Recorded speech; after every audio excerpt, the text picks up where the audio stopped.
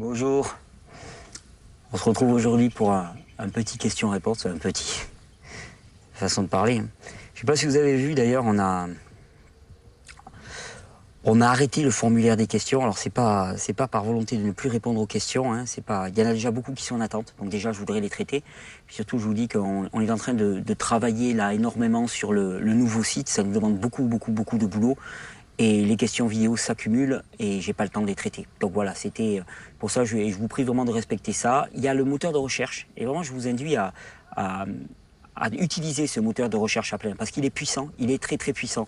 Et si vous voulez, il y a toujours une tentation quand on s'adresse à l'autre et une espèce d'ambiguïté et en moi, mais je pense qu'elle est en nous tous quand on s'adresse à l'autre. Et parmi vous, je sais qu'il y en a pas mal qui ressentent un appel aussi pour aider l'autre.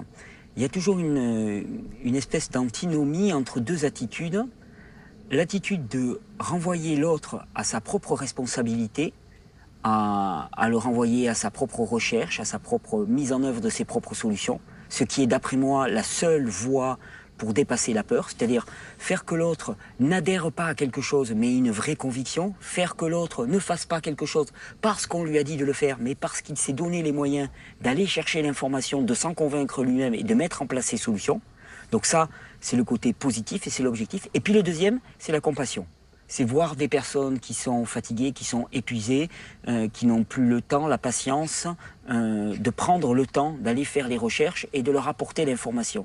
Et entre les deux, eh ben, on est toujours, on penche entre les deux, entre aider et pousser. Vous savez, c'est le truc, des fois je rigole avec ça, je m'imagine sur le bord d'une piscine un petit peu avec mes brassards, et puis tu as quelqu'un qui te met un coup de pied au derrière pour te faire tomber dans l'eau. Ça, c'est la version old school, comme je dirais. Hein. C'est la bonne vieille méthode. Là, on jette les enfants dans l'eau. Puis il y a la technique très douce pour les faire redescendre et ainsi de suite. Et il s'agit de trouver le bon compromis. C'est clair que si on donne un coup de pied dans le derrière de l'enfant et qu'il a même pas de bouée au bras, là, ça va aller à la noyade. Et ça, c'est pas juste. Et ça manque profondément de compassion. Par contre, c'est vrai qu'accompagner trop le préserver, ben, il y a un moment où ça va le paralyser. Et il s'agit de trouver le bon équilibre entre les deux. Et c'est pas facile. En tout cas, là, il y avait trop de questions vidéo en attente. Donc, on a fait une petite pause, histoire de pouvoir traiter toutes les questions. Je vous remercie de les respecter. Puis, le truc, c'est que moi, j'ai des sujets que je veux vraiment développer. Je suis en train de terminer tout un travail en addictologie. Addictologie, héroïne, opiacés, cannabis, alcool, tabac. Et je voudrais vous rendre compte de ce travail de recherche que j'ai fait aussi pour un ami qui travaille dans la prévention de drogue. Donc, c'est pas un travail de recherche dans les nuages, mais pour une application pratique. Et je voudrais vous en rendre compte parce que je pense que ça va aider énormément de personnes. Et pour cela, j'ai encore besoin de temps pour le mettre en forme. Donc, avoir autant de questions vidéo, ben, voilà, ça pose toujours le même problème. En même temps, ces questions vidéo, c'est quelque chose que j'aime beaucoup. C'est quelque chose que j'aime beaucoup parce qu'elles montrent à quel point, finalement, nous sommes en train d'ébranler les fondations de ce que nous croyons inébranlable. C'est-à-dire qu'il y a des espèces de montagnes, de pyramides, on va dire, de tours indéboulonnables que nous croyons une évidence, et là pour toujours. Et puis on se rend compte que finalement, eh bien, on peut commencer à les secouer, on peut commencer à les questionner, et qu'on peut commencer à les faire tomber. Pourquoi ? Parce que derrière, il y a autre chose. Il y a autre chose. Et si vous suivez ces vidéos, dans questions-réponses, j'imagine que si vous les suivez, c'est que vous êtes vraiment motivé. Parce que ça dure longtemps, je le sais. En même temps, je vois pas d'autre façon de faire que de durer longtemps, comme ça, pour répondre à toutes ces questions. Et si vous suivez ces questions vidéo, c'est que vous avez eu l'évidence que les réponses qu'on vous a données toujours comme évidentes ne le sont pas tant que ça, qu'elles ne sont le fruit que d'un modèle, un modèle idéologique qui s'est tellement répandu qu'il semble être juste la normalité. Mais la normalité, oui, au sens de la norme, pas la normalité au sens de l'évidence. C'est-à-dire que un modèle, il peut être complètement isolé ou il peut impacter ensuite toutes les structures de la société. Et également, actuellement, effectivement, c'est notre économie qui est gouvernée par ce modèle, le modèle symptomatique. C'est notre éducation qui est gouvernée par ce modèle, le modèle symptomatique. C'est notre santé qui est gouvernée par ce modèle, le modèle symptomatique.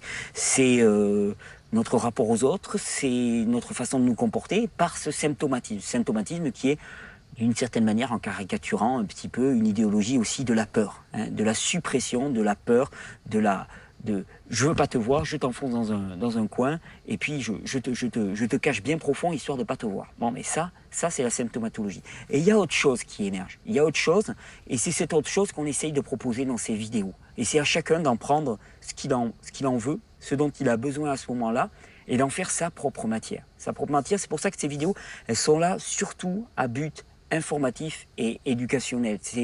Ça me fait souvent rire parce qu'il y a des gens, j'ai vu comme ça, enfin j'ai même pas vu parce que j'ai pas trop le temps actuellement, mais on me relate de temps en temps au travers des gens que je rencontre, de commentaires, des choses comme ça, et qui me disent, oui, on parle du régime Thierry Casasnovas. Et alors c'est assez marrant parce que d'un côté on me reproche de ne pas prescrire de régime, parce qu'effectivement on ne peut pas prescrire, hein, c'est pas qu'on ne peut pas prescrire de régime, c'est qu'on ne peut pas prescrire.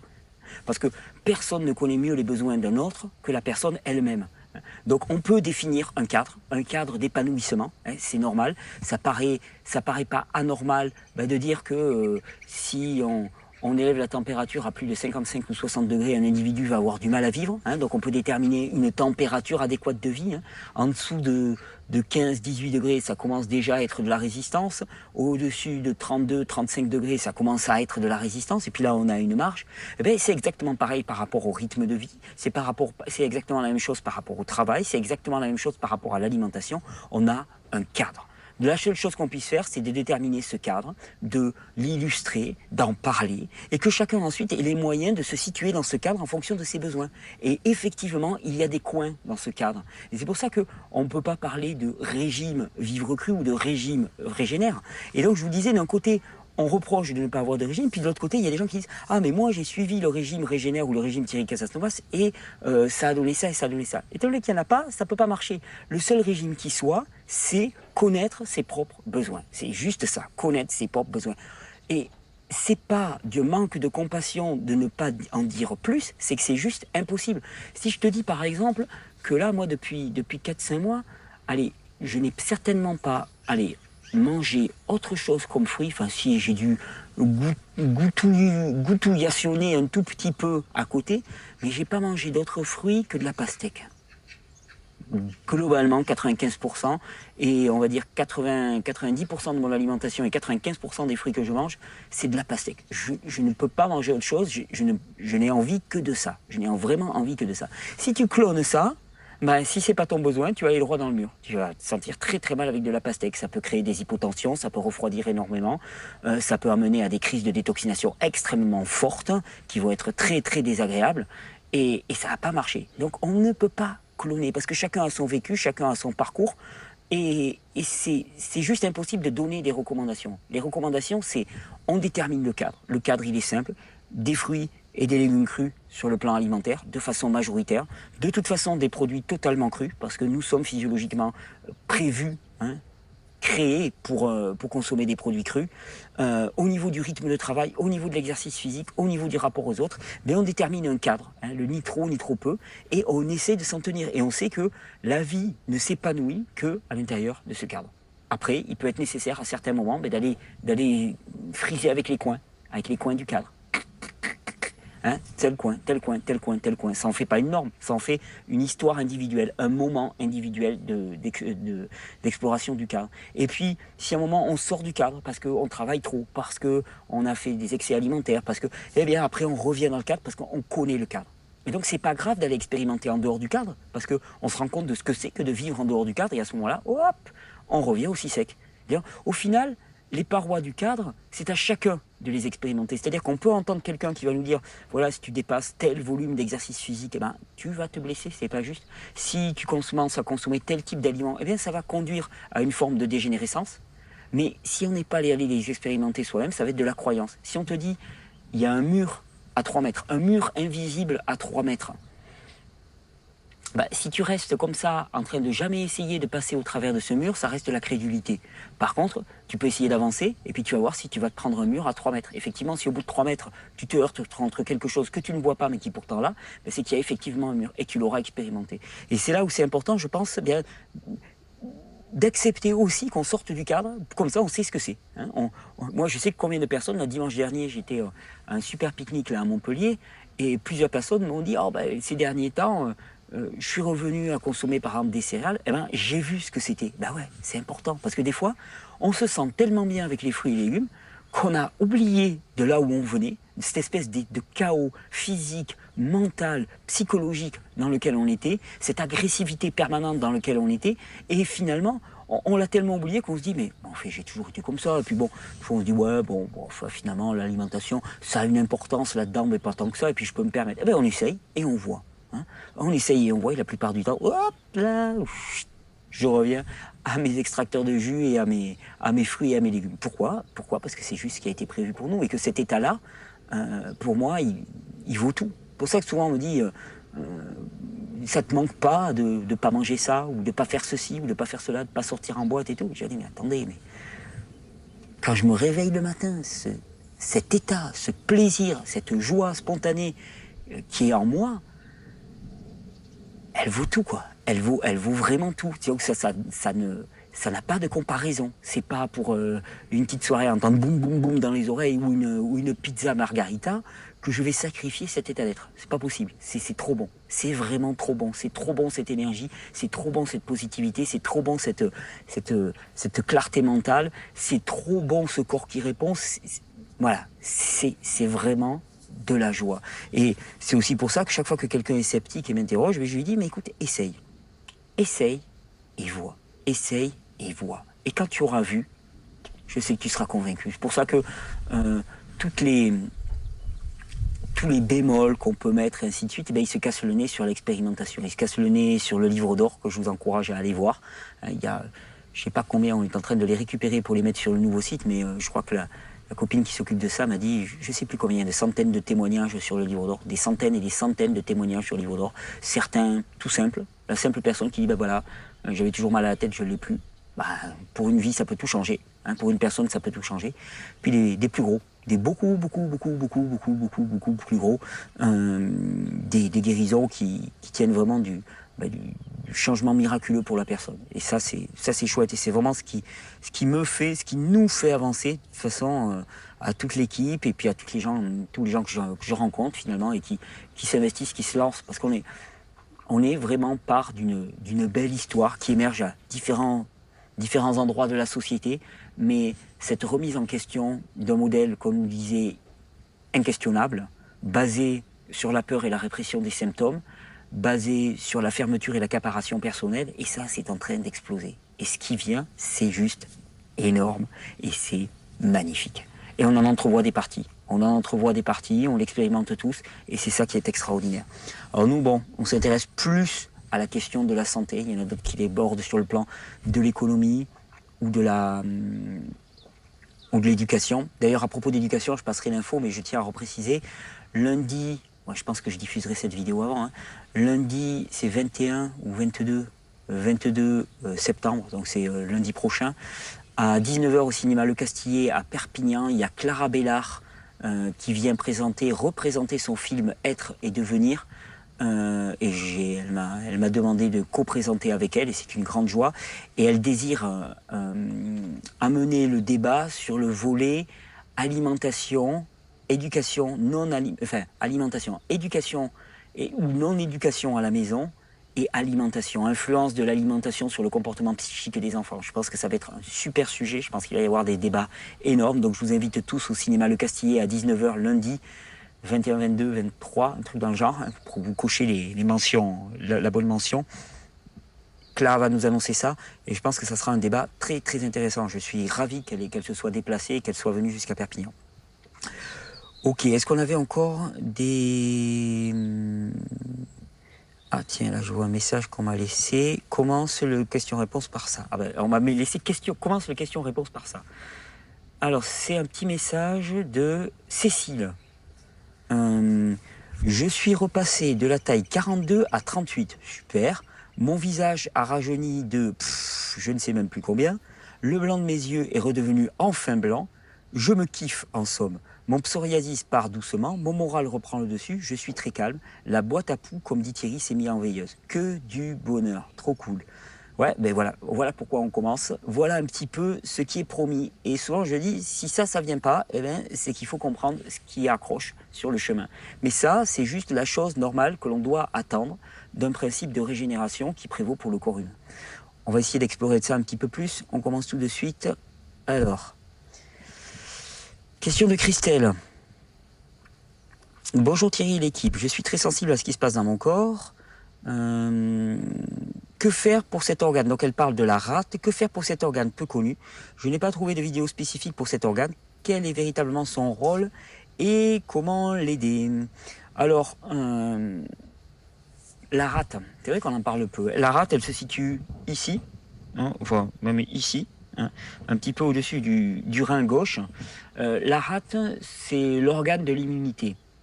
C'est un organe lymphoïque enfin lympho lié au système lymphatique. C'est un organe qui participe à l'immunité, un organe lymphoïde primaire ou secondaire, je me souviens plus. Secondaire, je crois, tel dans la nomenclature.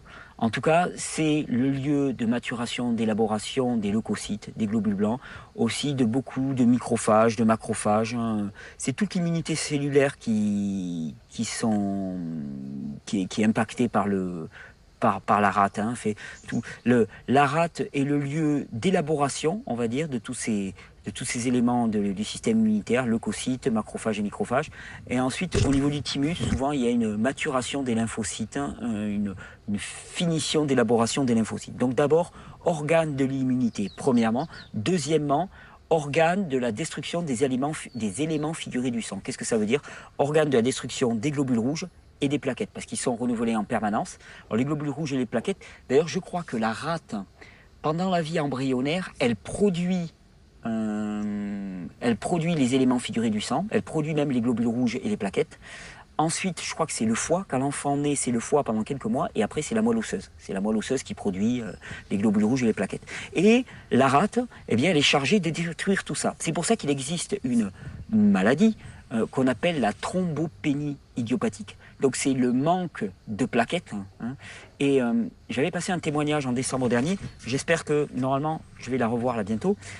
J'avais parlé d'un petit enfant qui s'appelle Guillaume, qui avait 4 ans, maintenant qui a un peu plus, parce qu'il y a 1 an. Et cet enfant, on s'était mis en relation avec ses parents alors qu'il allait subir une ablation de la rate et un traitement par chimiothérapie. Ablation de la rate, pourquoi? Parce qu'il souffrait d'une thrombopénie idiopathique. L'opération a été évitée de justesse, par grâce, et cet enfant s'est rétabli complètement. Alors c'est intéressant parce que son état physiologique a été métamorphosé radicalement. Il a repris du poids, des couleurs, il s'est reminéralisé, il est dans un état magnifique. Ces plaquettes ne sont pas encore remontées dans les normes telles qu'on les attend et on leur cause encore quelques soucis par rapport à ça. Et ça questionne vraiment la question des normes par rapport à les normes du sang et les normes globalement dans le corps. Mais on fera une vidéo spécifiquement là-dessus. La rate donc détruit les plaquettes. Qu'est-ce qui pourrait faire en sorte qu'une rate fonctionne trop ou pas assez? Eh bien, quand elle fonctionne trop, comme tout organe de l'organisme, c'est parce qu'elle est en hyperactivité. Pourquoi? Parce qu'elle commence à être congestionnée, elle a encore beaucoup de force nerveuse, et qu'est-ce qu'elle fait? Eh bien, elle expulse les toxines au maximum. Quand elle est en hypoactivité, c'est tout simple, c'est qu'elle est épuisée. Elle est épuisée, pourquoi? Parce que finalement, toujours pareil, l'image que j'aime bien prendre, vous attrapez quelqu'un, vous le bâillonnez, vous l'attachez. Dans les premières minutes, il a encore beaucoup d'énergie, il va se débattre, il va essayer de se libérer dans tous les sens. Puis au bout d'un moment, il va en plus pouvoir et puis il va se laisser tomber. Pourquoi? Parce qu'il est épuisé au niveau nerveux. Là, c'est exactement la même chose. Et puis plus il va être épuisé au niveau nerveux, plus vous arriverez à resserrer les liens, parce qu'il ne se débattra plus contre ça. Là, c'est exactement pareil pour les organes. Petit à petit, au cours d'une vie, et puis des fois ça démarre très tôt, parce que le terrain est déjà bien atteint, la congestion monte autour de l'organe. L'organe est lui-même congestionné à l'intérieur, il commence à dysfonctionner. Et à ce moment-là, il expulse les toxines, il expulse les produits toxiques et il passe en hyperactivité au niveau de la glande thyroïde, au niveau de la rate, au niveau du foie, au niveau des surrénales, au niveau des reins. hyperactivité dans cette zone-là. Et puis au moment, eh bien, la puissance nerveuse, l'influx nerveux chez cette personne s'épuise parce qu'en même temps, il vit des stress, l'influx nerveux diminue et à ce moment-là, eh l'organe commence à ralentir dans sa capacité à expulser les toxines. Et qu'est-ce qui se passe? Eh bien, la congestion monte d'autant plus et l'organe commence à vraiment dysfonctionner. On tombe en hypothyroïdie, on tombe en hypofonctionnement de la rate qui ne détruit plus de manière adéquate les éléments figurés du sang, le foie, les reins, les surrénales, tout passe en hypoactivité. Et la seule chose à faire, c'est décongestionner et rétablir de l'énergie nerveuse dans ce système. Donc voilà à quoi sert la rate. Qu'est-ce qu'on peut faire sur la rate de spécifique? Eh bien, rien. C'est-à-dire qu'elle réagit comme tous les autres organes de l'organisme, et c'est ça qui est bien, c'est que la pensée selon laquelle il faut faire quelque chose spécifiquement pour tel organe, elle est limitée. On est encore dans le symptomatique. Bien sûr, on peut aider à la décongestion et à la relance de la rate avec des cataplasmes d'huile de ricin dans cette zone. Ça peut être très intéressant, ça va accélérer. Mais globalement, la rate, elle profitera comme tous les organes de l'organisme, elle profitera de la décongestion globale de l'organisme. Et ça, c'est une expérience d'alcalinisation, de détoxification, d'élimination par les émonctoires, et c'est tout. Il n'y a pas d'expérience de pleine santé qui ne soit une expérience qui passe par la détoxification, l'élimination et l'alcalinisation. Ça passe donc par un régime adapté et un rythme de vie adapté pour l'alcalinisation, des fruits pour la détoxification, parce que ces fruits sont les éléments détoxifiants du système. Et pour l'élimination, un soutien des émonctoires, des plantes médicinales, des irrigations coloniques pour faire sortir tout ça et permettre qu'il n'y ait pas de réaction d'auto-intoxication. On retombe toujours dans la même chose. Voilà, j'espère que ça saura répondre à ta question sur la rate, Christelle. Alors, bonjour, je m'appelle Élise, j'ai 34 ans. Je suis boulimique vomisseuse, donc tu as un comportement de boulimie vomissement quotidien, et fumeuse depuis l'âge de 17 ans. On m'a diagnostiqué une alcalose métabolique due au vomissement, oui, et j'ai souvent été en hypokaliémie importante. Donc hypokaliémie, ça veut dire chute du potassium. Chute du potassium, pourquoi ? Parce que chute du chlore. Quand on se fait vomir, on élimine énormément, on perd beaucoup de chlore. On perd beaucoup de sodium aussi, on est déshydraté profond, parce que le sodium c'est le minéral le plus important au niveau de l'estomac, c'est celui qui est censé neutraliser l'acide chlorhydrique. Donc perte de sodium, perte de potassium, et l'un avec l'autre finalement, ça fait qu'on est déshydraté et qu'on est en alcalose, oui, au niveau du sang. Et j'ai souvent, c'est d'ailleurs l'un des rares cas où on peut avoir une alcalose métabolique, les vomissements. Dois-je consommer des jus, aliments alcalins, sérum de Quinton, son sel brûle parfois l'estomac. Une irrigation colonique est-elle dangereuse en cas d'IMC faiblard, 16-17? Non, elle n'est absolument pas dangereuse. Au contraire, même je dirais que l'irrigation colonique pour les personnes qui sont amaigries, certainement la meilleure des façons de nettoyer déjà le côlon, de permettre que l'intestin grêle se nettoie par effet un petit peu de vases aspirants et de permettre une meilleure assimilation. Donc j'hésiterai pas. En plus du nettoyage par balai intestinal, psyllium, moi j'irai vraiment, oui, effectivement, sur une irrigation colonique. Surtout que un IMC de 16-17, c'est pas catastrophique non plus. C'est maigrelet, mais c'est pas catastrophique du tout. Les normes pour l'IMC, elles sont en train de remonter, je sais. Mais bon, voilà, l'IMC, c'est l'indice de masse corporelle, c'est la taille divisée par le poids au carré ou l'inverse, il faut regarder sur le net. C'est une indication assez grossière parce qu'en fait elle ne renvoie pas de la masse musculaire de l'individu, c'est-à-dire elle ne fait pas la différence entre tissu gras et tissu musculaire, ce qui est une énorme erreur parce qu'en fait personne ne veut être gras. Tout le monde voudrait être musclé, mais personne ne voulait être gras. C'est pour ça que la définition du gros, du gras, du maigre, du peu musclé, ça on mélange à peu près tout dans notre société.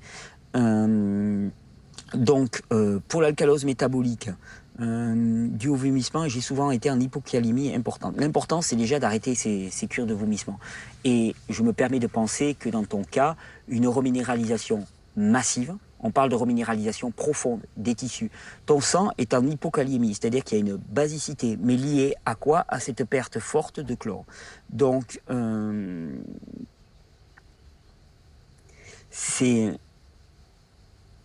toute façon, c'est simple. Quand est-ce qu'on peut avoir comme ça une alcalose métabolique?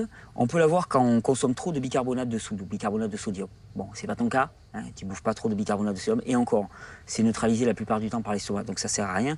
Le bicarbonate de calcium aussi, ça c'est très fréquent qu'on puisse avoir une alcalose métabolique à cause du bicarbonate de calcium. Ça concerne que les buveurs de lait. On appelle ça le syndrome du buveur de lait, parce que le lait est extrêmement acidifiant. Le calcium utilisable, le calcium qui est présent dans le lait est très peu biodisponible.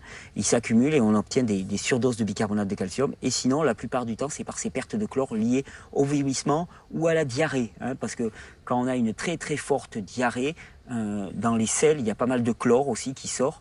Et donc, on peut arriver à des moments ponctuels d'hypokaliémie et d'alcalose métabolique. Dans ton cas, moi, j'hésiterais vraiment pas à me lancer dans une énorme cure de jus parce que tu es profondément déminéralisé. Si tu t'es fait énormément vomir, tu es profondément déminéralisé. Sérum de Quinton ramené à l'isotonie, oui, j'en prendrai aussi pour me reminéraliser. Ça va soutenir énormément ton système nerveux. Je pense qu'effectivement, si tu t'es fait beaucoup vomir, tu dois avoir un déséquilibre minéral profond dans l'organisme et j'en balancerai énormément. Je ne pense pas, à titre personnel, en tout cas, voilà ce que je ferai pour moi. Cette alcalose métabolique, pour moi, elle est liée au vomissement quotidien et ce n'est pas du tout un état permanent de l'organisme. Donc, ce qu'il faut, c'est stopper ces vomissements. Et donc, stopper ces vomissements, c'est passer par une expérience de nettoyage intestinal, effectivement, et de reminéralisation profonde. Pour moi, j'irais au contraire dans une reminéralisation très profonde. Tu as 34 ans. 34 ans, donc ça fait 17 ans de troubles. Ouais, c'est exactement ça. 17 ans de troubles, donc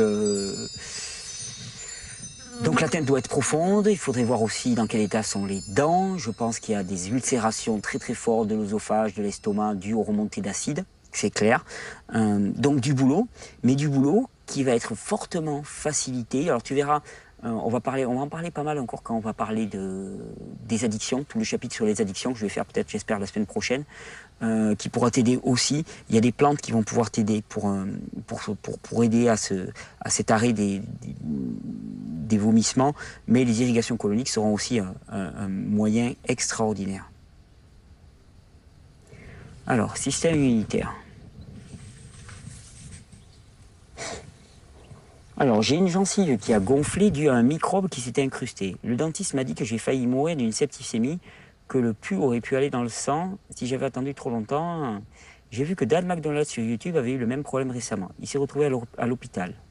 Durian Ryder dit que c'est à cause de son système immunitaire qui est faible qu'il ne mange pas assez.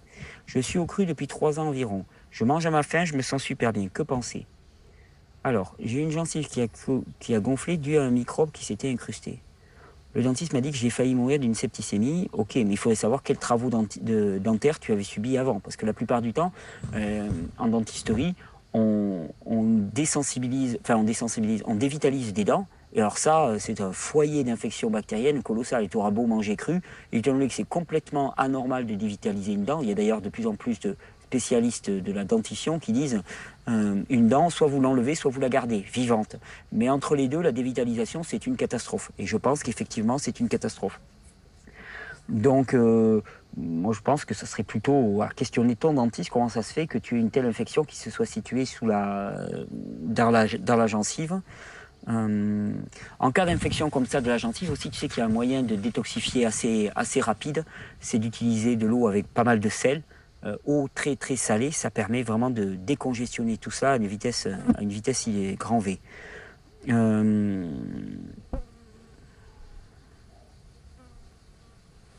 Bon, ces histoires de système immunitaire qui est faible parce qu'on ne mange pas assez, c'est bidon. Le système immunitaire, il n'est pas lié à la quantité de nourriture que l'on va manger. Si tu maintiens un poids stable, si tu es en pleine santé, que tu as de l'énergie, il faut arrêter avec cette espèce de théorie là qu'il faut manger plus. Je ne sais pas à quoi ça correspond. C'est la théorie de la... Enfin, c'est encore une psychologie de la peur. C'est-à-dire qu'il faut remplir encore. Non, il faut manger assez.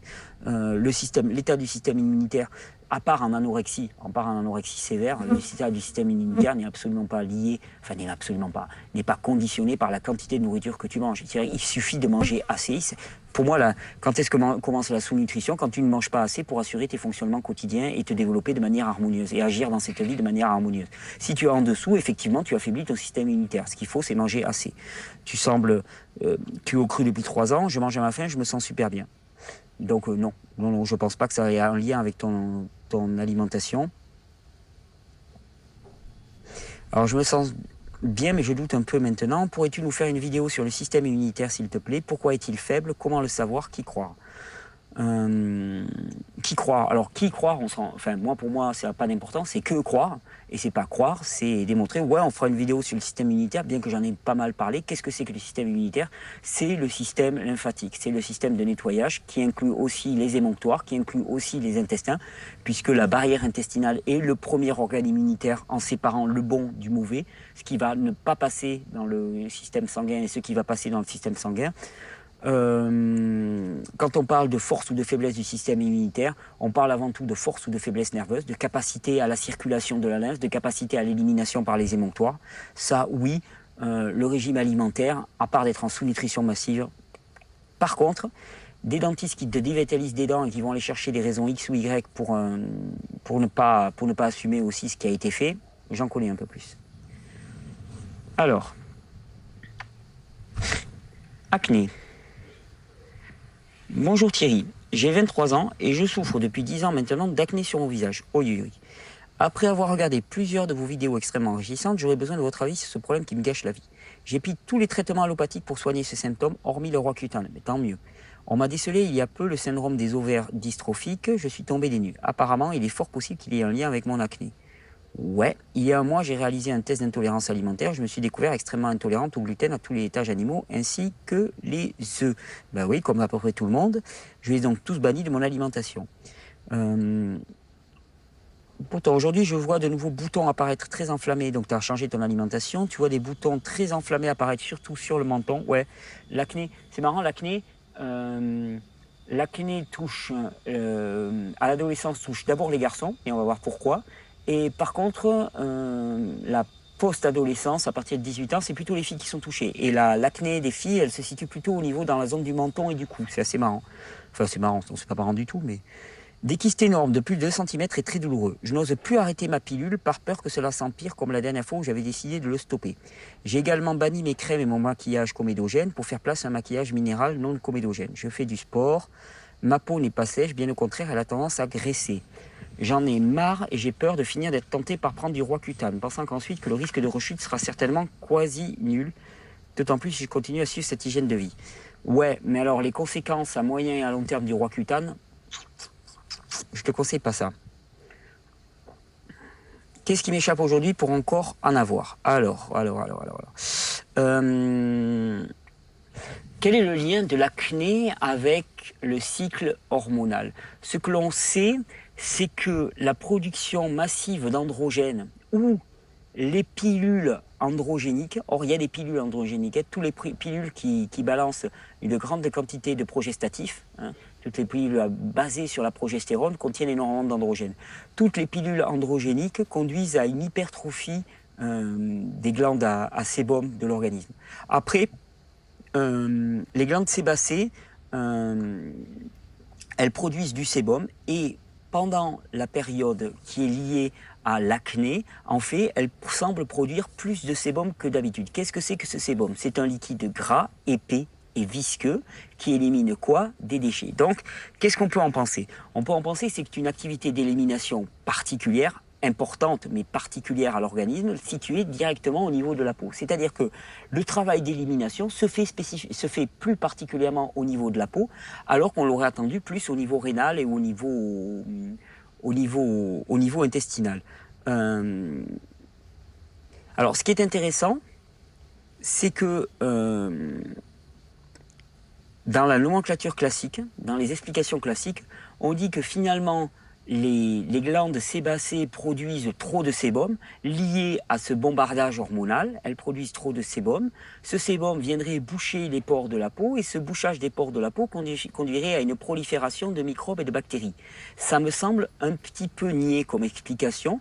Je pense que l'explication la plus plausible, c'est plutôt que les glandes sébacées produisent énormément de sébum, qui est un liquide gras, qui vise la détoxination, et que dans ce liquide qui est de type lymphatique, il y a beaucoup de microbes et de bactéries qui font leur travail, c'est-à-dire un travail de nettoyage. Parce que les microbes et les bactéries ne font que réaliser un travail de nettoyage. S'il y a prolifération de microbes et de bactéries au contact de la peau, c'est parce qu'il y a du nettoyage à réaliser. Donc là, la question, c'est toujours la même chose. Pourquoi est-ce qu'il y a autant de produits toxiques au niveau de la peau? Il semblerait que ce soit ce bombardage d'androgènes et d'œstrogènes. Donc moi, j'irai voir un déséquilibre au niveau du système hormonal.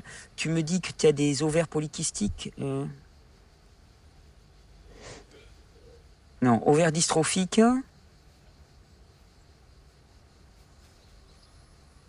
Ouais, donc tu vois, ovaires dystrophiques, donc une dystrophie des ovaires, effectivement, là, il y a quelque chose à voir. Moi, j'irai effectivement travailler sur cette sphère ovarienne. Il y a des plantes qui vont pouvoir t'aider à réguler un petit peu ton système hormonal ovarien. Il y a un mélange qui s'appelle le mélange féminine chez ABC de la nature. Là, moi, je me mettrai de façon chronique, on va dire régulière pendant quelques mois pour voir si ça peut bien aider. Il y a une plante indienne qui s'appelle le Shatavari, S-H-A-T-A-V-A, Shatavari, R-I. J'utiliserai aussi une plante qu'on appelle le Tribulus terrestris.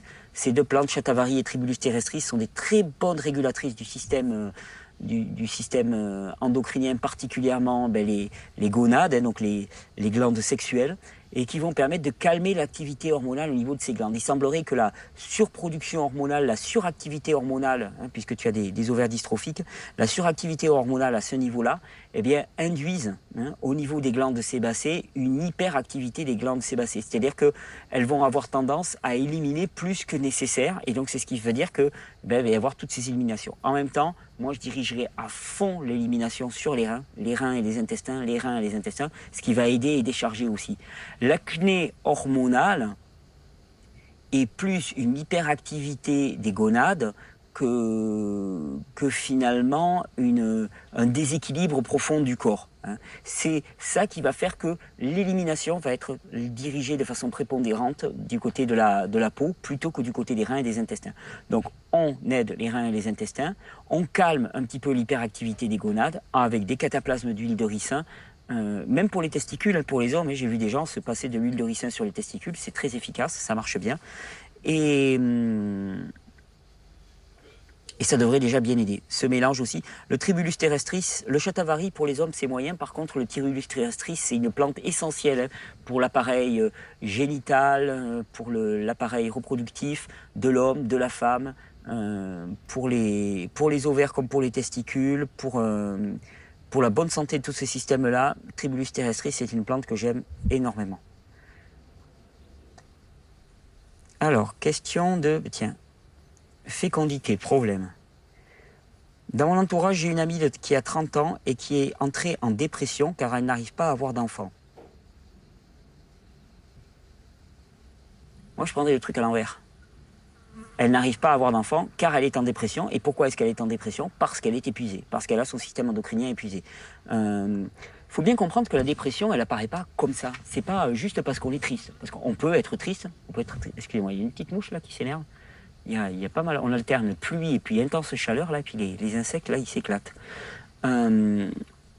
On pense qu'on tombe en dépression juste comme ça. On peut être triste une journée, mais tomber en dépression, ça n'a strictement rien à voir. Dépression, pourquoi? Ça le dit tout simplement, c'est absence de pression. C'est la pression qui a chuté, étymologiquement parlant, et ça dit bien ce que ça dit.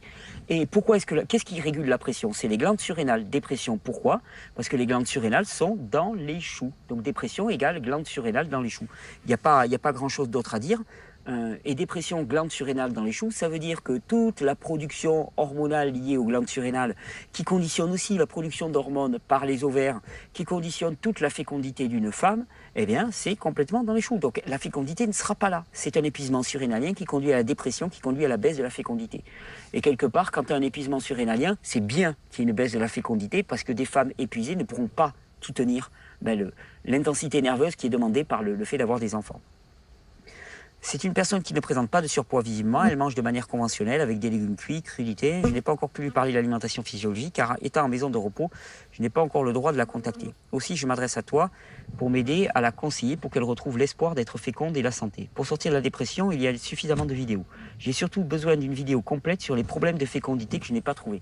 Bon, je vais en faire une, mais là, avant tout, d'après moi, le problème de la fécondité, il est lié à l'épuisement. Ta copine, elle est en burn-out, elle est en fatigue chronique, et c'est ça qu'il faudrait travailler. Donc, je te conseille de la diriger vers toutes les vidéos sur les fatigues chroniques. C'est une question de 4. Je te conseille de la diriger sur toutes les vidéos sur la fatigue chronique. Qui vont beaucoup lui parler. Il y a un énorme travail. Je ne suis pas certain qu'en maison de repos, il lui donne les bonnes conditions pour ça. Donc, voilà, il y a du boulot, il y a du soutien à faire. Mais il faut vraiment comprendre que une femme déminéralisée, quand on parle de déshydratée, déminéralisée, épuisée, on dit la même chose. C'est-à-dire que c'est le même tableau. C'est des personnes relativement minces, qui sont privés de minéraux, c'est-à-dire que le système nerveux ne fonctionne plus de manière adéquate, qui sont épuisés, ce qui veut dire que le système éliminatif ne fonctionne plus de manière adéquate, donc qui s'auto-intoxiquent à vitesse grand V. Pourquoi? Parce que les selles ne circulent plus de manière adéquate et elles vont être constipées. Constipare, je vous rappelle, ça veut dire grouper ensemble. Normalement, le péristaltisme normal de l'organisme devrait pousser les selles de manière à ce qu'on ait une selle par repas. Le problème, c'est qu'on a si peu d'énergie nerveuse, on est tellement épuisé que finalement, eh bien, on n'avance plus que parce qu'il y a une énorme masse et que les selles se regroupent entre elles et on est constipé. C'est-à-dire que quand on fait une selle par jour, on est constipé. On n'est pas constipé quand on fait une selle par prise alimentaire. Si vous mangez 3 fois par jour, 3 selles. Là, au moins 3 selles séparées. Ça veut dire que vous n'êtes pas constipé, que le péristaltisme fonctionne de manière adéquate. C'est très rare. Donc, vidéo sur la fécondité, promis, mais avant tout, retaper au niveau des glandes surrénales. Tiens, glandes surrénales, on en parle. Maladie d'Addison ou insuffisance surrénalienne chronique primaire est une maladie endocrinienne. Alors, qu'est-ce que c'est que ce discours? Voilà, tu me fais donc une... OK. Bonjour, est-il possible? Donc, c'est une question de Françoise. D'accord, un descriptif de la maladie d'Addison. Voilà, donc c'est une déficience endocrinienne. La maladie d'Addison est la conséquence de l'épuisement des surrénales ou insuffisance de sécrétion de cortisol. Ouais, c'est un crash. Ce qu'on appelle maladie d'Addison, c'est la phase 3 de l'épuisement surrénalien. En plus de cette pathologie, il y a alors la médecine dit prise de cortisone toute la vie avec prise de poids. En plus de cette pathologie, il y a la ménopause, bouffée de chaleur. La personne qui souffre de ce diagnostic vient d'arrêter les hormones, mais quelle pourrait être une piste pour aller mieux? Une chance de quitter cette prise de cortisone. Médicaments pour la thyroïde, ok. Et donc tu me disais, la maladie d'Addison ou l'insuffisance surrénalienne chronique primaire est une maladie endocrinienne rare caractérisée par le défaut de sécrétion des hormones produites par les glandes surrénales. Et on le qualifie de maladie. Je vais te dire, le nombre de personnes qui sont en burn-out, j'aimerais bien voir leur production d'hormones corticostéroïdiques ou de glucocorticoïdes, cortisol, aldostérone, testostérone, progestérone. J'aimerais bien voir leur taux. Alors là, on en a fait une maladie particulière, la maladie d'Addison. J'y crois pas, j'y crois absolument pas. C'est de l'épuisement surrénalien, c'est juste de l'épuisement surrénalien. Pourquoi? Parce qu'il y a 3 stades, on le répète, et quand on est soumis à un stress intense, à des sollicitations intenses. Premier stade, les glandes surrénales ont encore la patate, donc elles produisent beaucoup de cortisol, on est en hypercortisolémie, on développe des diabètes, résistance à l'insuline, on développe des hypothyroïdies, parce que les hormones, le cortisol réalise une véritable résistance à la plupart des hormones de l'organisme, en particulier les hormones thyroïdiennes. Et donc, on a la pupille dilatée et là, on est en situation de stress et on répond aux sollicitations extérieures par cette adaptation de stress, retard de cicatrisation des plaies, trouble de la glycémie qui fait le yo-yo, hypoglycémie et hyperglycémie. Pourquoi? Parce que finalement, il y a une résistance à l'assimilation et à la digestion des sucres et de tous les aliments. On peut avoir des prise au bout d'un... Quand ça commence à s'épuiser, alors ce sera le troisième stade. Au début, on commence à consommer ces réserves graisseuses. On ne fonctionne plus sur l'apport extérieur, hein, mais on fonctionne sur ces réserves graisseuses. La digestion devient plus lente, l'assimilation devient plus lente, on commence à avoir des problèmes digestifs, on est en stress chronique. Et puis au bout d'un certain moment, les glandes surrénales, à force de cravacher, elles commencent à produire de moins en moins de cortisol. Donc de moins en moins de cortisol, là ça veut dire que pareil, le fonctionnement thyroïdien, il chute à nouveau, parce que s'il y en a trop ou s'il n'y en a pas assez, eh bien, le fonctionnement thyroïdien est impacté, puisque le cortisol est responsable aussi de la transformation de la T4 thyroïdienne en T3, hein, et que s'il y en a pas assez, s'il y en a trop, ça empêche, et s'il n'y en a pas assez, ça empêche aussi. Le système nerveux commence à s'effondrer complètement, parce que la glande surrénale est complètement épuisée, donc elle ne produit plus assez de neurotransmetteurs sous forme d'adrénaline et de noradrénaline. La personne commence à être en baisse de pression, en dépression. Tous les échanges dans le corps, tout le fonctionnement du système nerveux éliminatif commence à tomber dans les choux. Le système reproductif fonctionne de manière inadéquate. C'est tout le corps, le système nerveux autonome, il impacte tous les fonctionnements du corps. À partir du moment où les glandes surrénales s'épuisent et se tombent dans les choux, eh bien, il n'y a plus rien au niveau du fonctionnement global du corps. C'est tout qui ralentit, c'est tout qui est impacté. Après, on fait de la maladie d'Addison. Je dirais que la maladie d'Addison, c'est un épuisement...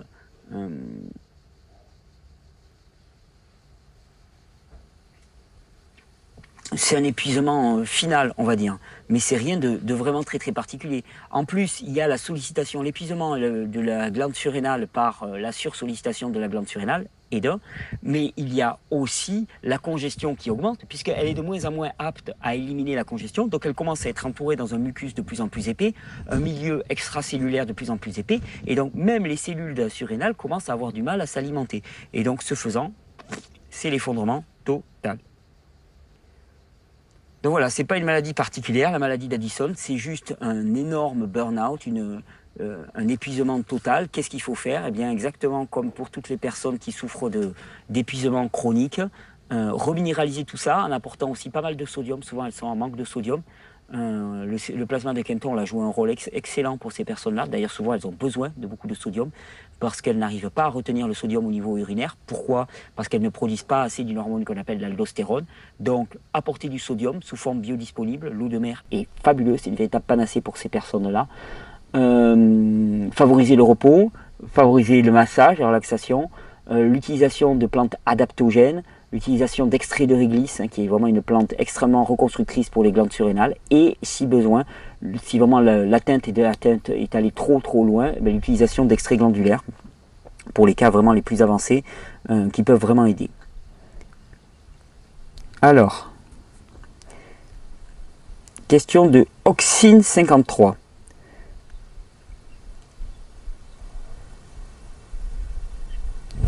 Bonjour. Alors, je suis au cru depuis un moment, je n'arrive pas à faire sortir les acides et toxines de mon corps malgré les jus verts. Brossage à sec, bain de bouche. Je ne supporte pas les poudres ni le psyllium qui accentuent mes problèmes de thyroïde, thyroïdite et hyperthyroïdie. Comment briser ce cercle? Voilà, donc tu ne supportes pas du tout les poudres de plantes ni le psyllium. Ça veut dire qu'effectivement tous tes émonctoires sont fortement congestionnés. Émonctoires fortement congestionnés, qu'est-ce qui...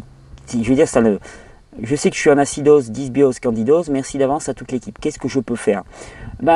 Qu'est-ce que tu peux faire? Dans ces cas-là, de toute façon, c'est simple. Si le système émonctoriel est bloqué, on n'arrivera pas à grand-chose. Donc, il faut débloquer le système émonctoriel. Et pour débloquer le système émonctoriel, c'est simple, et il faut lui apporter de quoi le débloquer. Tu me dis que tu ne supportes pas ni le psyllium ni les poudres de plantes, je vais te dire, il faut les prendre en toute petite quantité. Parce qu'il est clair que quand on a un système qui est vraiment obstrué, alors l'avantage là, c'est qu'avec les jus verts et l'alimentation physiologique, tu n'en rajoutes pas. Tu n'en rajoutes pas, mais en même temps, comme ça induit de toute façon des réactions de détoxination, le milieu intérieur voit continuellement son acidité augmenter. Il faut à tout prix permettre que ça sorte. Comment est-ce qu'on permet que ça sorte? Eh bien, le psyllium est incontournable. Tu en prends une pointe de cuillère au début. Tu prends une pointe de cuillère de plante au début. C'est pas grave, mais si on ne le fait pas, ça ne va jamais induire ça. Après, je pense que là, dans ces cas-là, les lavements et irrigation colonique seraient une priorité, vraiment une priorité. Et pareil, ça va peut-être secouer, mais il y a un moment où il faut que ça sorte, il faut passer ce passage. C'est-à-dire qu'il y a une espèce de voile, il y a toutes ces quantités de matière à faire sortir, il y a un moment où il faut les lâcher. On ne peut pas en faire l'économie. On ne peut pas faire l'économie de la détoxination. Donc pour toutes les personnes pour qui c'est difficile, parce qu'elles sont dans un état d'épuisement complètement intoxiqué et que finalement la moindre poudre, le moindre mélange, le moindre jus, même des fois, les fait réagir de manière trop forte, on va dire, eh bien, le seul moyen de, entre guillemets, de s'en sortir, c'est de se donner les conditions, c'est-à-dire un endroit de ne pas avoir trop de sollicitations, un endroit où elles vont pouvoir être calmes, et passer le cap en prenant des toutes petites doses au début, hein, pour gérer les réactions, toutes petites doses, et accepter que ça va sortir, accepter que ça va faire des symptômes, accepter que ça va être peut-être parfois pas agréable, mais que de toute façon il vaut mieux que ça soit à l'extérieur qu'à l'intérieur, parce qu'à l'intérieur c'est en train de nous ronger littéralement. Donc je vois pas d'autre chose à faire. Je sais que tu suis les vidéos depuis longtemps, mais si tu veux, le truc c'est que le risque, c'est on prend une cuillère ou 2 cuillères de mélange de plantes par exemple pour les reins, ça secoue trop, alors on arrête complètement. Alors qu'en fait, la bonne attitude, c'est tous les jours régulièrement, mais on en prend un quart de cuillère, un quart de cuillère, un quart de cuillère, un quart de cuillère. Puis si on est à l'aise avec un quart de cuillère, on monte 30% de cuillère, puis 40% de cuillère, puis 50% de cuillère. Et puis on monte, et on bâtit doucement. Ça demande de la continuité, ça demande de la persévérance, ça demande de la foi. Mais au final, c'est ça qui va faire que 6 mois, 1 an après, on se retrouvera à en consommer 2-3 cuillères et que la fonction rénale, elle va enfin fonctionner. Après, tu peux aider à décongestionner et à faire circuler avec des cataplasmes d'huile de ricin, certes, mais sans vraiment permettre la sortie par les émonctoires, je ne crois pas que ça avance. Donc, priorité à ça.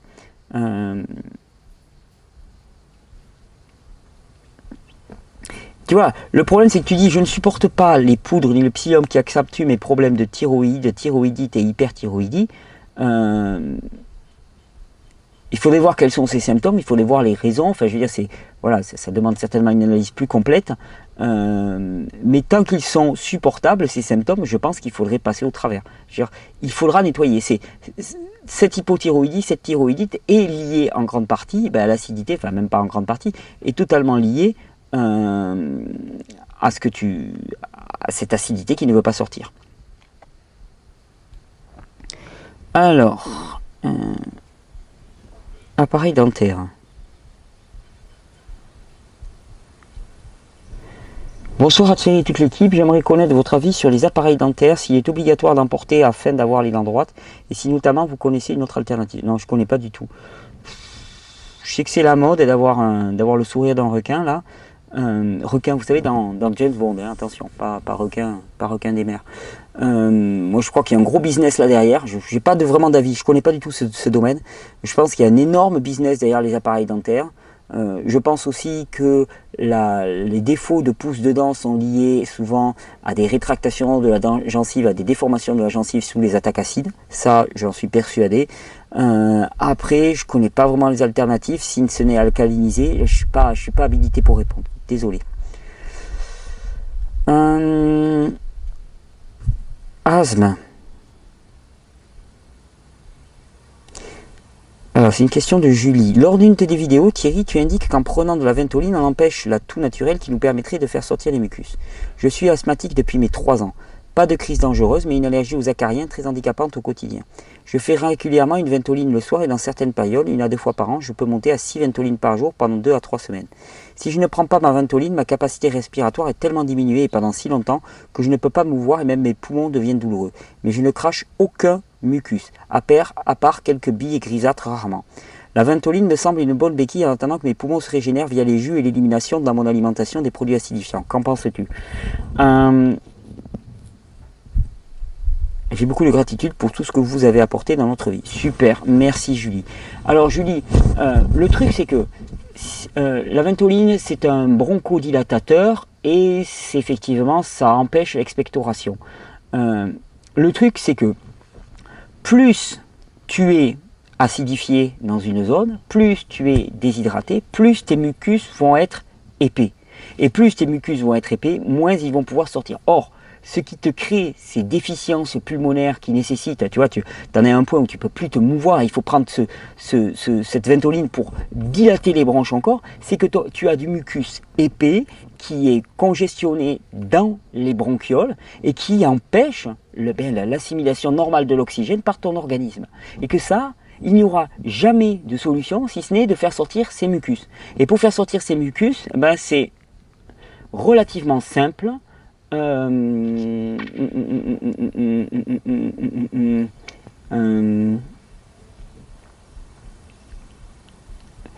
Alors je pense à un truc. Bon, alors pour faire sortir ces mucus, il va falloir d'abord les ramollir. Et ça, effectivement, avec les jus, tu vas réhydrater, mais tu peux faire quelque chose de beaucoup plus spécifique. À titre personnel, si j'étais dans ta situation, moi ce que j'utiliserais, parce que je sais que ça marche, j'utiliserais une plante qu'on appelle la molène ou le bouillon blanc, qui est une plante qui va vraiment fluidifier les mucus à ce niveau-là.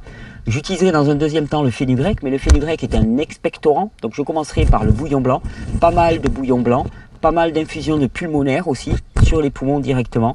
J'utiliserai aussi de l'huile de ricin sur les poumons directement pour fluidifier ces mucus, ça va aider énormément.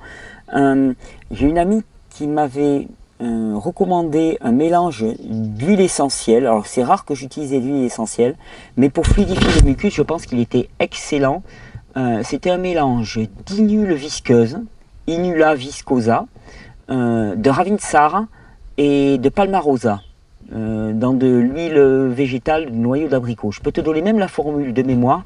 Je crois qu'il y avait 3 ml d'inule visqueuse, 3 ml d'inule visqueuse, 5 ml de Ravinsara et 5 ml de Palmarosa, et puis 3-4 ml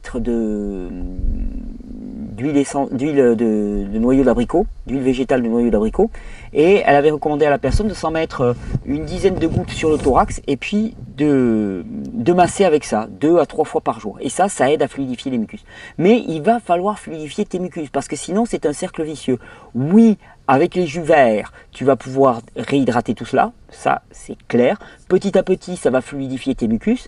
De toute façon, le bon signe, c'est quand tu vas commencer à cracher. Et c'est là où il faut que tu t'attendes à quelque chose qui va bouger. C'est-à-dire que pour l'instant, tu ne craches pas. Tu es encombré, tu ne craches pas. Il y a un problème. Donc, le bon signe, ça va être quand le symptôme va réapparaître. Et je sais que ça peut être surprenant. Ça peut paraître complètement délirant. Le bon signe, c'est quand tu vas cracher. Quand tu vas cracher, et là, il faudra favoriser l'expectoration. Tant que tu ne craches pas, favoriser l'expectoration est dangereux. Parce que ça va faire que irriter tes bronches. Donc, priorité à la fluidification. Je te dis, bouillon blanc, voilà ce que j'utiliserai moi comme plante majeure. La lobélie aussi est intéressante pour fluidifier les mucus, pas mal. Cataplasme d'huile de ricin, je me frictionnerai, je me ferai des cataplasmes d'huile de ricin réguliers dans cette zone-là.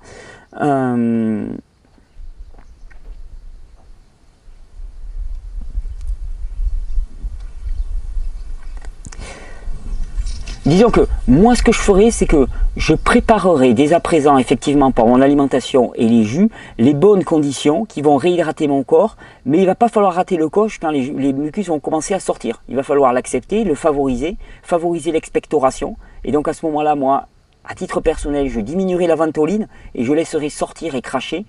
Qu'est-ce que je peux... Le mélange bronché-poumon pourrait t'aider énormément aussi, là moi je le prendrai en bonne dose, supérieur à ce qui est recommandé, parce qu'on peut monter avec ce mélange qui est déjà très très bon, même s'il y a un petit peu de fenugrec dedans, il est en faible proportion et il va déjà aider à bien fluidifier. Mais de toute façon, on m'a posé ici une question il n'y a pas longtemps là, sur la tuberculose. Comment se fait-il que j'ai une tuberculose? C'est tout simple, c'est les bronchioles, les bronchioles commencent à être congestionnées, les poumons entiers commencent à être congestionnés. Quand c'est congestionné, on voit des foyers d'apparition bactérienne qui commencent à digérer littéralement les poumons eux-mêmes. Et là, c'est les bronchioles obstruées comme ça les poumons obstrués qui vont conduire à ce qu'on appelle des crises d'asthme sec la plupart du temps, c'est uniquement un appel qui nous indique que le milieu pulmonaire commence à être de plus en plus congestionné et que si ça continue, à un moment il va y avoir une prolifération bactérienne dans ces poumons de manière à nettoyer. Quelque part, dans le corps, bon, il y a un temps où ça monte, et puis il y a un moment où ça commence à bien faire, et là, c'est les bactéries et les micro-organismes qui se mettent en branle. Hein, le bacille de Koch n'est qu'un bacille particulièrement virulent, mais qui vient nettoyer tout ça. Donc pour moi, il y aurait priorité à nettoyer. Je pense que la ventoline est une béquille un temps, mais une béquille qui peut se retrouver fortement handicapante dès lors qu'il s'agit de marcher un petit peu plus vite. Donc j'hésiterai pas à la quitter assez rapidement, mais à me donner les bonnes conditions pour ça. J'espère que ça pourra t'aider. Allez, mal-être général.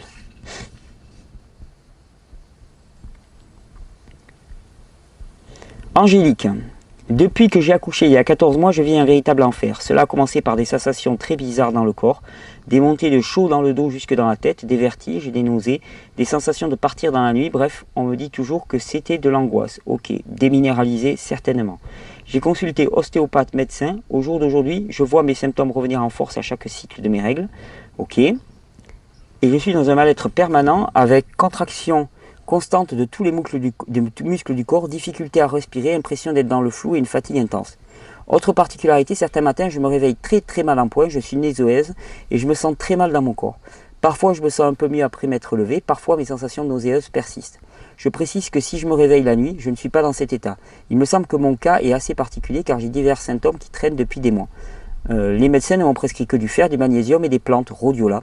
Ça fait un mois mais pas d'amélioration. Ouais, la rhodiola. Alors un mois de rhodiola c'est faible. La rhodiola est une plante adaptogène majeure. J'en parle pas assez, mais c'est une plante que j'aime utiliser, la rhodiola. Vraiment très puissante. Rhodiola rosea. Excellentissime plante pour régénérer le système endocrinien et nerveux.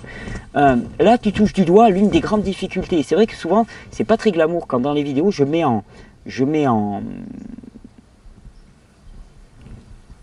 comment on dit, je mets en garde. Je mets en garde les futures mamans en leur disant attendez, est-ce que vous êtes en état d'avoir des enfants? Parce que on veut avoir des enfants, ok, mais est-ce que notre physiologie est apte à avoir des enfants? Si on est déjà ras les chaussettes au niveau minéral, si au niveau endocrinien on est faible, eh bien le fait d'avoir des enfants ne va faire que augmenter la faiblesse de tout ce système. Ça c'est juste systématique. Là pour moi, ce dont tu témoignes, on va rentrer dans les détails, mais ce dont tu témoignes, c'est déjà d'un épuisement total. Épuisement minéral, premièrement, qui explique en grande partie certainement ces crises d'angoisse, ces convulsions. Tu dis que c'est au petit matin que tu te réveilles très mal en point, c'est normal. C'est au petit matin que se passe le maximum des détoxinations. C'est vers les 6, 7, 8 heures, surtout quand ton système en fait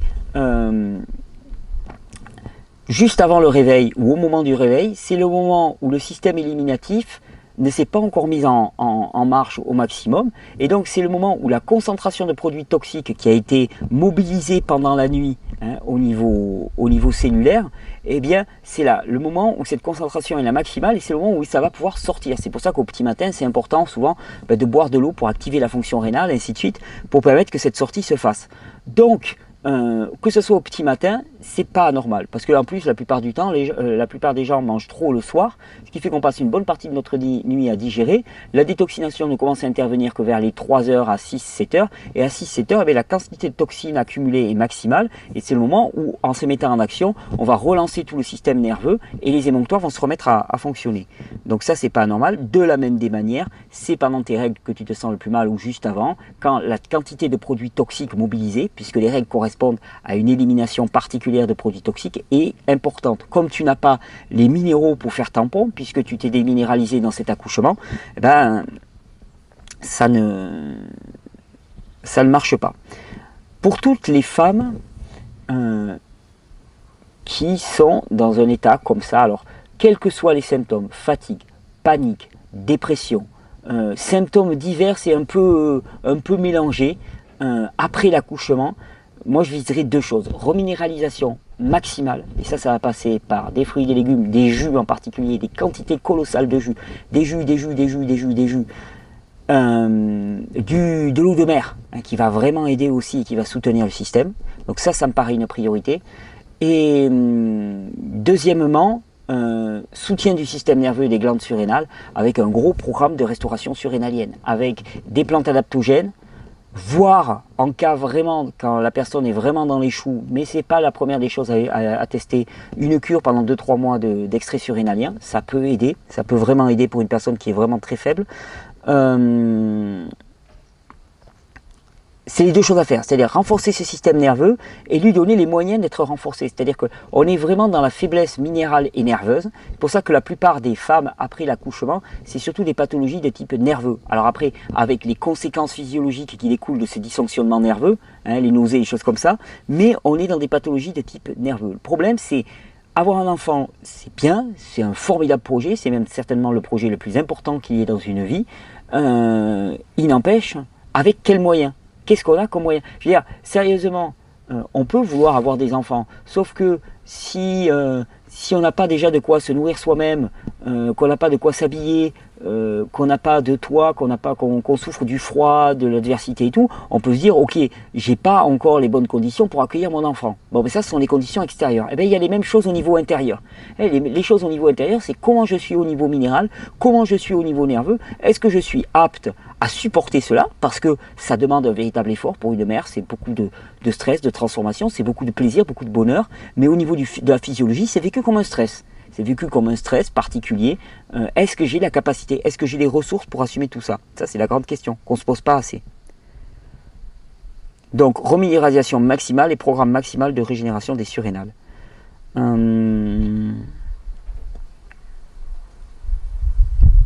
il y en a... Implant dentaire, on parle beaucoup des dents. Bonjour Thierry, suite à ton avant-dernière vidéo où tu te mets à poil, mon parcours individuel, d'accord. Un point m'a interpellé, les implants dentaires. Il y a 35 ans, j'ai connu le dentiste Davo Koubi qui m'a initié au lien direct entre les dents et tous les organes. Il m'a littéralement sauvé la vie en m'extrayant toutes mes dents dévitalisées et soignant tout ce qui pouvait être sauvé. Depuis, j'ai rencontré d'autres adeptes de cette dentisterie holistique qui sont tous d'avis qu'il faut à tout prix éviter les implants dentaires car il y a toujours risque d'un problème au niveau de la mâchoire, sans parler des racines dévitalisées. Es-tu au courant de ces risques? Ouais. Qu'en pense ton dentiste? Je crois qu'il n'en pense pas grand-chose. Je pense qu'il m'a placé des implants, mais je vais t'expliquer. Que ressens-tu et qu'en penses-tu pour toi-même? Alors, ce que je ressens rien du tout. Je ne me rends pas du tout compte que c'est des implants. Je vais te dire, l'histoire elle est plus complexe que ça. Moi, quelque part, je me suis fait, je n'étais pas rentré en détail dans mon histoire de parcours individuel, mais je me suis fait quelque peu arnaquer parce que j'avais les dents dans un sale état déjà, lié au mode de vie complètement délétère que j'avais vécu, alimentation totalement non physiologique, hein, enfin voilà, jusqu'à il y a peu de temps, hein. Stress intense, stress physique par la surpratique sportive et ainsi de suite. Donc stress et acidité de tous les côtés, abus d'alcool, de produits stupéfiants aussi. Donc acidité maximale qui m'avait rongé les dents. En 2011, j'ai eu un accident particulier en Indonésie qui n'a fait que précipiter les choses, et voulant à ce moment-là vraiment me refaire faire les dents, je suis parti en Hongrie, en Budapest, et ça a été le pire choix de ma vie, parce que qu'est-ce qui s'est passé en Hongrie? On m'a arraché toutes les racines. Donc les racines, j'en ai plus. Et une fois que j'en avais plus, et pourquoi est-ce qu'ils m'ont arraché toutes les racines? Je sais très bien maintenant pourquoi. Parce qu'une fois que quelqu'un n'a plus de racines, de toute façon, il ne va pas rester avec un dentier toute sa vie. Ou en tout cas, il va être tenté de poser des implants. Donc c'est une véritable arnaque. Attention, moi je dois le dire, je connais beaucoup de gens qui disent « Ouais, moi je pars à l'étranger pour me refaire les dents et tout. » Attention, vous mettez les pieds. Attention, moi en tout cas, je l'ai payé très très cher. Donc une fois que j'avais plus mes racines, j'étais bien coincé. Et les implants m'ont sauvé la vie. Après, est-ce qu'il n'y a pas des inconvénients aux implants?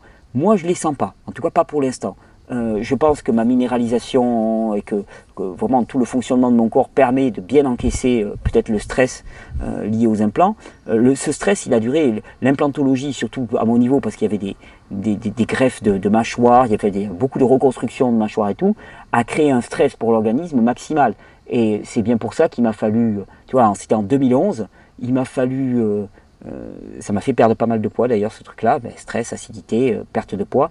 Et 2012, 2013, 2014, il m'a fallu 3 ans pour recommencer à reprendre du poids et à reprendre à peu près mon poids de forme. Donc voilà, il y avait un stress accumulé, ça c'est clair.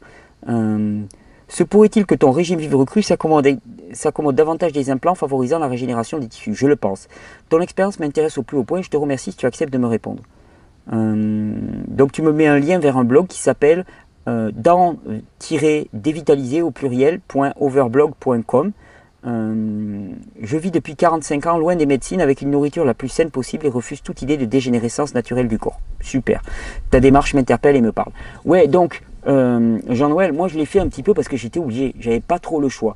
Est-ce que les implants sont quelque chose à privilégier? Non. Est-ce que les dents dévitalisées sont une solution? Non. Je veux dire, la seule bonne solution, c'est de garder des dents vivantes ou d'arracher les dents. Sauf que quand tu n'as plus de racines, parce que pour le coup, moi, il n'y a plus de racines, les racines ne sont pas dévitalisées, il n'y a plus de racines dans la gencive, ben, il y a un moment où il faut faire quelque chose. Et je ne me voyais pas de vivre avec des dentiers. Non, ça pour le coup, je ne me voyais pas de vivre avec des dentiers. Pas à l'âge de 40 ans, c'était pas possible. Donc j'ai eu la chance qu'on me prête beaucoup d'argent pour pouvoir réaliser ces soins. Sinon, je veux dire, des soins comme ça, c'est plusieurs dizaines de milliers d'euros. Il faut en être conscient. Donc c'est très très cher quand on reconstruit une mâchoire complètement. Et j'ai eu vraiment par grâce de la famille et des amis qui m'ont prêté de l'argent. Ça a été merveilleux. Mais l'implantologie n'est certainement pas une panacée. En même temps, moi, ça m'a sauvé la vie. En tout cas, ça m'a dépanné d'une façon... ça m'a dépanné d'une façon extraordinaire. Alors des questions, il y en a encore pas mal.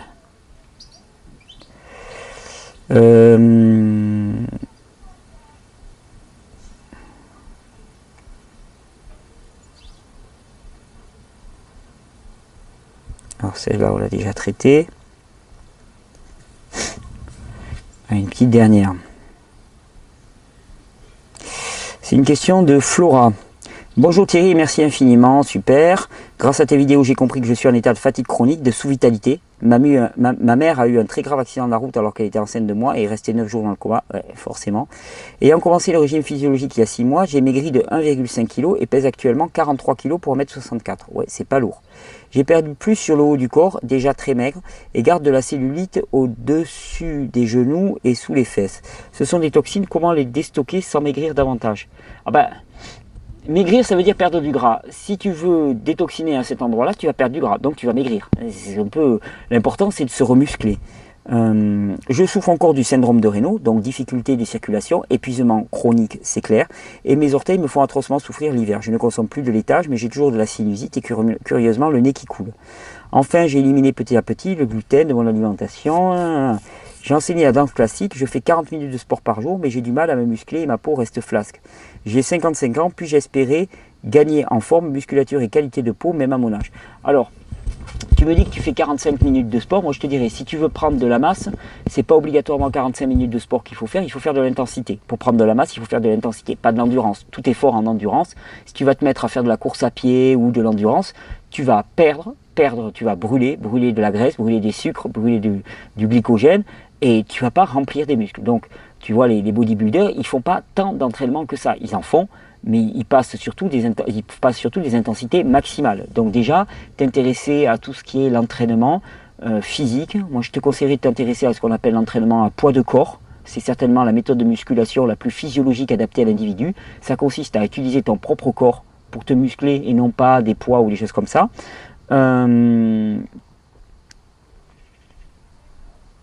La cellulite au-dessus des genoux et sous les fesses, alors là, ben, c'est les zones de stockage prépondérante chez les femmes et particulièrement chez les femmes épuisées. Pourquoi? Parce que ton système lymphatique, il bougera d'autant plus que ton système sanguin bouge. Tu es en baisse de pression, tu as un syndrome de Raynaud, tu es épuisé, tu es fatigué. Moi, je dirais, c'est bien joli de penser à faire du sport maintenant, mais est-ce que tu en as les moyens? Est-ce que tu en as réellement les moyens? Alors c'est un cercle vicieux, je sais bien.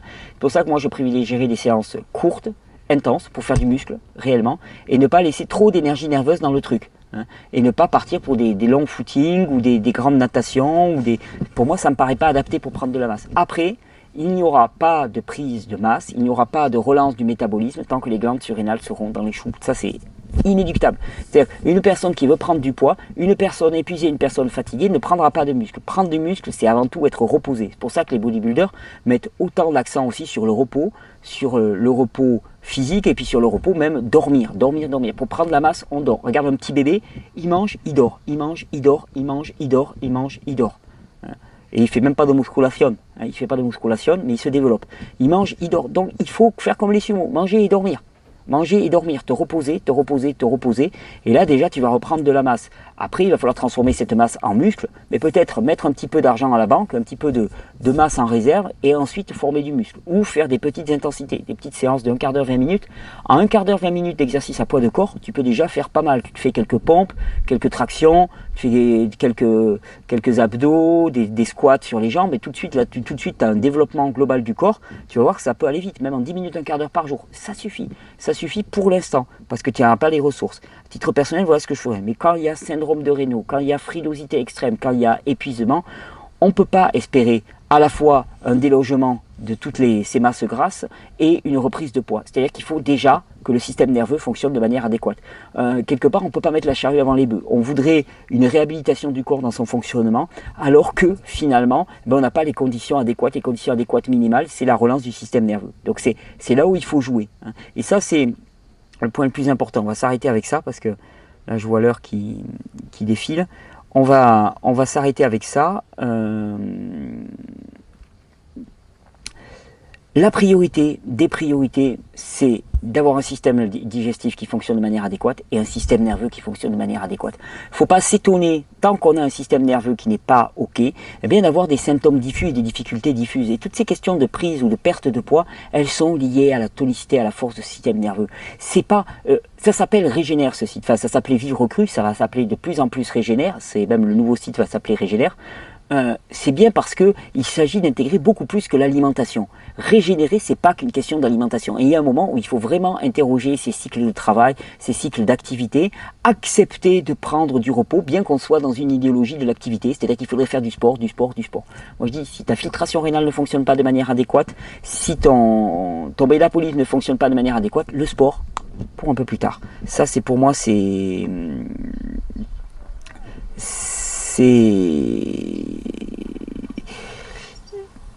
une priorité. C'est une priorité, c'est tout. Il doit être en hypopastéchémie, là, certainement. Je sais que c'est pas facile. Je sais que parfois c'est un long chemin.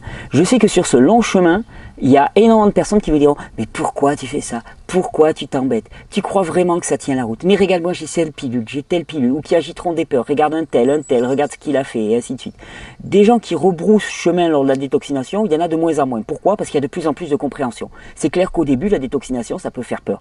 Et on peut te dire « Mais pourquoi tu es tellement obsédé par le nettoyage et la détoxination? » Simplement parce que c'est pourri à l'intérieur, c'est pourri complètement à l'intérieur, et qu'il y a un moment où il faut agir par rapport à cette pourriture qui nous asphyxie complètement. On s'asphyxie sous nos propres déchets. Donc il y a un moment où on y va.